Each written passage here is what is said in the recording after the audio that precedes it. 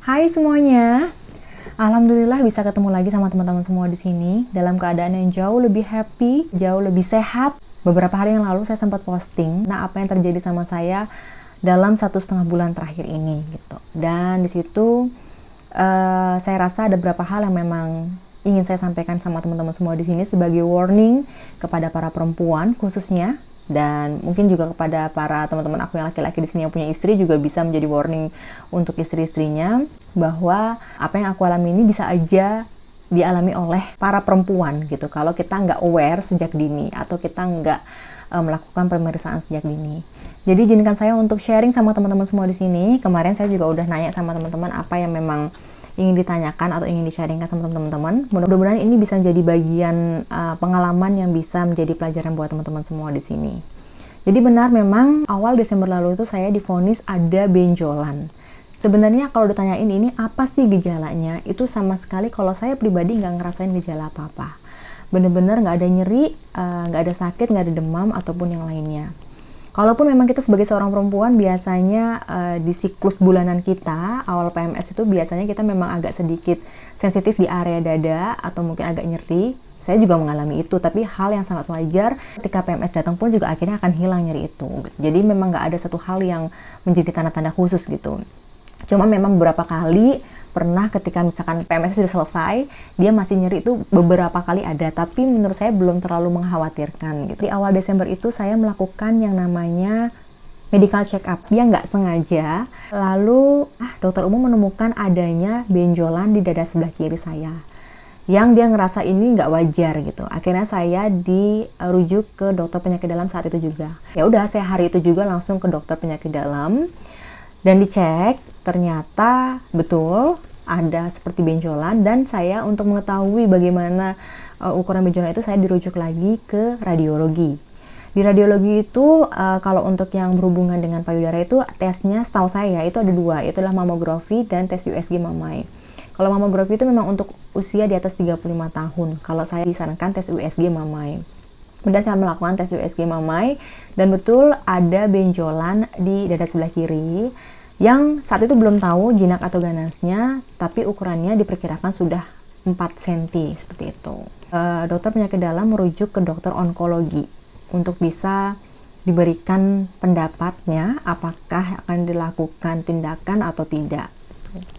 Di tanggal 4 Desember itu saya langsung ke dokter onkologi juga besoknya, tapi beda rumah sakit. Jadi istilahnya sekalian second opinion gitu ya. Saya ke dokter onkologi di salah satu rumah sakit yang dekat rumah, dan ternyata sama, hasilnya sama. Dokter menyatakan bahwa di sini ada benjolan juga dan memang harus segera ditindak karena dia ngerasa ini sudah cukup besar banget. Dan seperti itu. Jadi awal tahunnya itu sudah dari medical check up, dia nggak sengaja. Dan ya mungkin itu cara Allah untuk memberitahu ya. Jadi karena nggak ada sakit sama sekali, jadi tahunya pertama kali itu dari MCU. Jadi kalau nggak ada MCU, sampai sekarang aku nggak tahu. Dan mungkin aku nggak akan cek karena nggak sakit. Jadi bener-bener ya alhamdulillah banget ketahuannya dari MCU seperti itu. Oke. Cek itu baru mulai ngecek lagi kan, baru ngecek sendiri bahwa oh iya ternyata ada ya benjolannya. Dan setelah itu ya aku ikut aja apa kata dokter gitu. Kenapa aku memilih langsung nurut sama dokter? Karena aku ngerasa bahwa aku sudah ke 2 rumah sakit yang cukup bagus, ke beberapa dokter juga tanya sama teman-teman, dan memang sebaiknya aku menyerahkan semua kepada yang ahlinya penyakitnya. Jadi aku memutuskan untuk langsung aja ngikutin apa kata dokter. Jadi aku nggak kepikiran lagi untuk ngambil pengobatan selain pengobatan medis. Operasi tanggal 15 Desember batal karena sesuatu. Akhirnya tanggal 26 Desember melakukan conference call dengan dokter onkologi saya, itu adalah dokter Wildan, menyampaikan apa yang harus saya lakukan. Kemudian dokter Wildan memberikan saran. Jadi resikonya kalau jinak sih nggak masalah, paling besar doang ya. Oke. Kalau misalnya ganas kan nyebar, dia membesar. Oke. Nah kalau saya kemarin belum bisa dipastikan jinak apa ganasnya ya? Belum. Oh, nunggu hasil itunya dulu ya? Ya. Oke. Tanggal 31 Desember saya melakukan pemeriksaan lagi, datang lagi. Saat itu dicek, dokter agak mulai ragu kalau itu jinak saat itu ya. Jadi dokter menyarankan untuk segera aja deh kita lakukan tindakan. Dan seharusnya saya tuh melakukan tindakan tuh tanggal 19 Januari. Tapi karena dokter tuh baik banget, benar-benar menyelipkan banget aku operasi di tanggal 8 kemarin. Setelah melakukan beberapa pemulihan dan tindakan praoperasi lagi, itu adalah swab, rongsen, kemudian ambil darah, kemudian bertemu dengan dokter penyakit dalam, dan bertemu dengan dokter anestesi. Itu adalah rangkaian yang dilakukan dalam waktu seminggu. Jadi tanggal 8 itu sekitar jam setengah 8 malam saya masuk ke ruang persiapan operasi. Tapi saya baru masuk banget, saya itu adalah orang yang terakhir di operasi hari itu. Jadi saya baru ingat saya masuk ke ruang operasi itu sekitar jam setengah 10-an.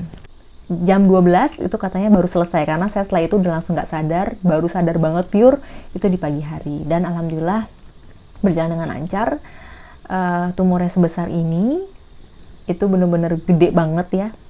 Aku sampai nanya sama suami aku berkali-kali, ini kamu ngambil fotonya apakah dari angle yang bener-bener kelihatan gede gitu, tapi ternyata nggak, emang segede itu gitu. Dan dokter juga sempat yang bilang ke suami, kok bisa ya Pak, istrinya nggak nyadar bahwa ada benjolan sebesar ini gitu. Jadi itulah yang memang serangkaian kegiatan yang sudah terjadi gitu kan, sampai akhirnya besoknya saya sudah jauh lebih sadar. Cuman efek bius itu masih sangat terasa sekali, sehingga dua hari setelah operasi, hari ketiga baru saya boleh pulang. Sakitnya sih sama sekali nggak kerasa sakit ya, dari awal ketahuan pun juga nggak sakit gitu. Jadi pas di operasi juga nggak kerasa ya, karena dibius total, karena kan termasuk operasi besar. Jadi dibius total, sempat beberapa hari turun terus tekanan darah kan.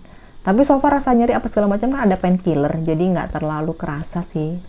Gini ya, sebenarnya apa yang terjadi sama aku 1,5 bulan terakhir ini, menurut aku kalau aku bilang berat itu, aku malu sih dengan apa yang sudah Allah kasih sama aku di 1,5 bulan itu. Jadi Allah tuh benar-benar menurut aku menunjukkan sekali cinta-cintanya lewat beberapa keajaiban-keajaiban, beberapa perhatian-perhatian dan doa-doa yang diberikan sama teman-teman semua. Doa-doa dari sekeliling, sekitar, teman-teman yang dekat-dekat juga luar biasa sekali. Teman-teman yang kadang tuh nggak nyangka bahwa kita nggak pernah kontak, kita nggak pernah komunikasi, tapi perhatiannya luar biasa gitu kan. Jadi memang di situ aku ngerasain banget bahwa emang betul gitu, maksudnya yaitu pertolongan Allah dan cinta-cintanya itu kelihatan banget dan ditunjukkan saat itu juga gitu. Cuman nggak mudah gitu, maksudnya aku bisa bilang ini nggak mudah buat aku waktu itu ya. Mental sih yang lebih kerasa banget saat itu juga gitu. Tapi ada keajaiban-keajaiban banget yang kerasa banget gitu. Hasil dari benjol itu kan dibiopsi dan dilakukan pemeriksaan gitu kan, dicek lab gitu kan, dan hasilnya adalah aku itu, nama penyakitnya adalah tumor mammae sinistra. Jadi tumor mammae sinistra ini adalah istilah medis yang berarti benjolan pada payudara, yang bisa berarti benjolan jinak ataupun benjolan ganas. Bener-bener nggak menimbulkan rasa nyeri, geraba itu terasa bulat dan kemudian padat, kenyal, dan juga bergeser. Jadi bener-bener kalau dipegang tuh masih bisa geser-geser kemana-mana gitu kan. Jadi setiap benjolan itu memang disebut dengan tumor. Nah, untuk bisa mengetahui tumor itu jinak atau ganas, itu harus dilakukan serangkaian kegiatan. Seperti tadi adalah USG mammae, kemudian ada biopsi, yaitu adalah pengambilan sampel di jaringan payudara, kemudian dilakukan cek di laboratorium. Untuk aku pribadi, itu kemarin aku melakukan biopsi dengan pembedahan sekaligus pengambilan masanya.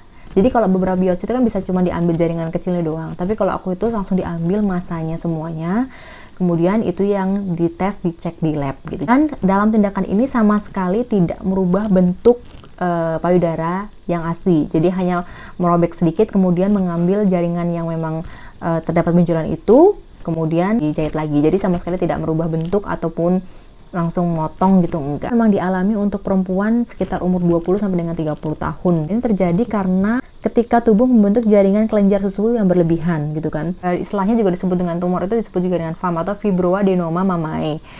Nah, fibroadenoma ini sebenarnya bisa hilang juga dengan sendirinya.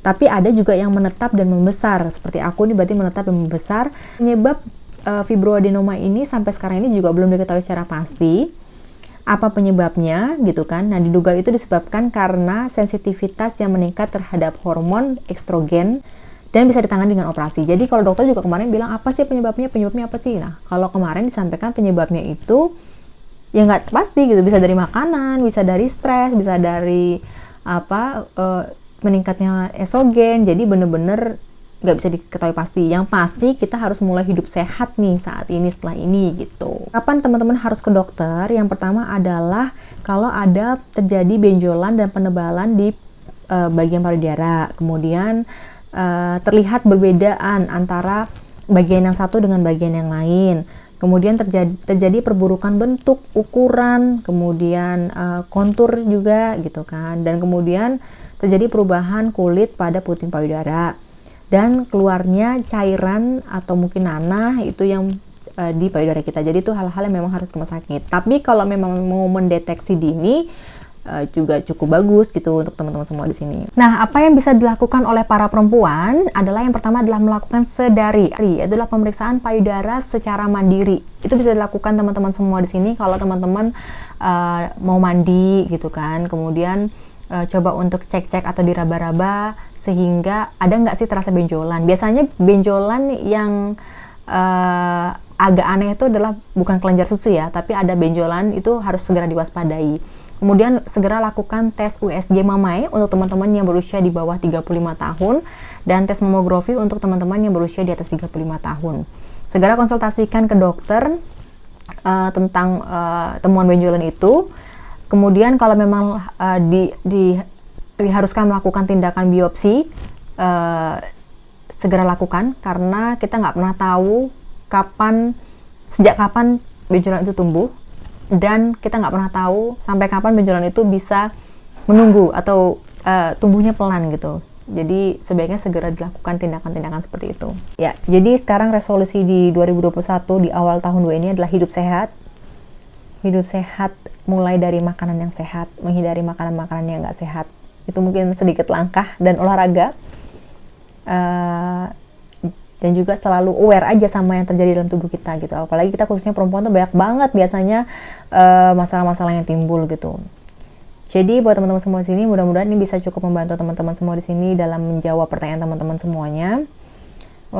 Mohon maaf apabila ada kekurangan dan kekeliruan, mungkin nanti bisa dikoreksi teman-teman semua di sini. Dan saya berharap teman-teman bisa lebih aware sekarang sama kondisinya saat ini untuk bisa segera melakukan beberapa pemeriksaan baik itu sendiri maupun di laboratorium. Untuk pemeriksaan sendiri, untuk tes USG Mamai juga menurut aku tergolong terjangkau, nggak terlalu mahal, mungkin kisaran sampai 600 ya kalau nggak salah.